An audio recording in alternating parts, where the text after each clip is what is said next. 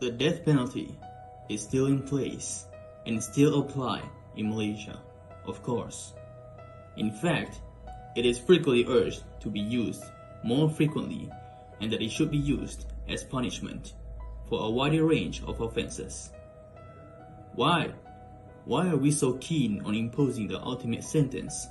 So keen on sanctioning the killing of another person through the enactment of certain laws? These are questions which have preoccupied countries around the world. According to Amnesty International, 76 countries and territories have stopped using the death penalty completely, though Malaysia was not among them. In Malaysia, the death penalty is still an option for 33 crimes, including 12, for which it is the mandatory punishment, and in recent years has been used mostly for murder and drug trafficking. As of February 2019, 1,281 people, including 568 foreigners, were reported to be on a death row in Malaysia. 73% of the total have received drug trafficking convictions. When it comes to women, this figure rises to a staggering 95%. Some ethnic minorities are overrepresented on death row, while the limited information available indicates that a large proportion of those on death row come from less affluent socio-economic backgrounds.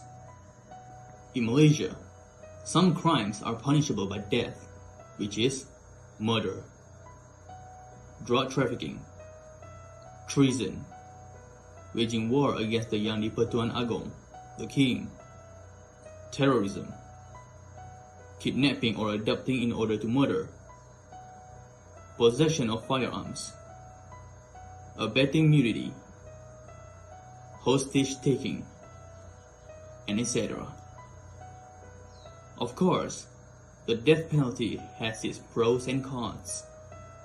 One of the primary goals of the death penalty was to deter criminals from committing serious crimes. Common sense tells us that the most terrifying thing for a human being is to lose their life. Therefore, the death penalty is the best deterrent. When it comes to discouraging people from carrying out the worst crimes. Next is, death penalty appeases the victims or victims' families. The death penalty can provide families of victims with some closure, which may help them to deal with their suffering. Furthermore, the death penalty provides retribution, which is an essential part of the punishment process, particularly for murderers. Without it, the victims' friends and families, as well as the general public, would not believe that justice had been served. On the other hand, one of the death penalty's disadvantages is that there is no credible evidence that it serves as a deterrent. In Malaysia, where the death penalty has been abolished, there has been no significant change in the rates of serious criminal offenses, such as murder. Some people believed that the penalty was cruel and the punishment to be unusual, in which basic human dignity standards were compromised or undermined.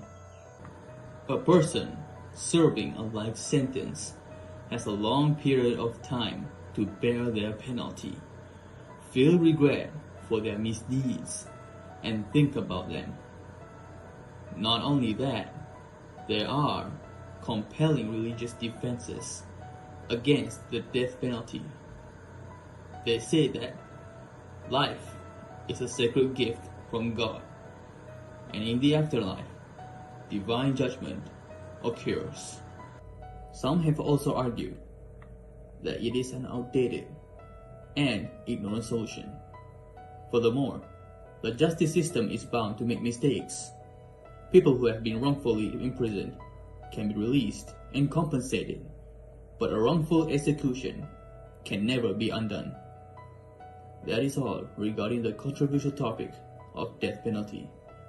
I'm Ali Muhammad Sabil, and thank you for listening.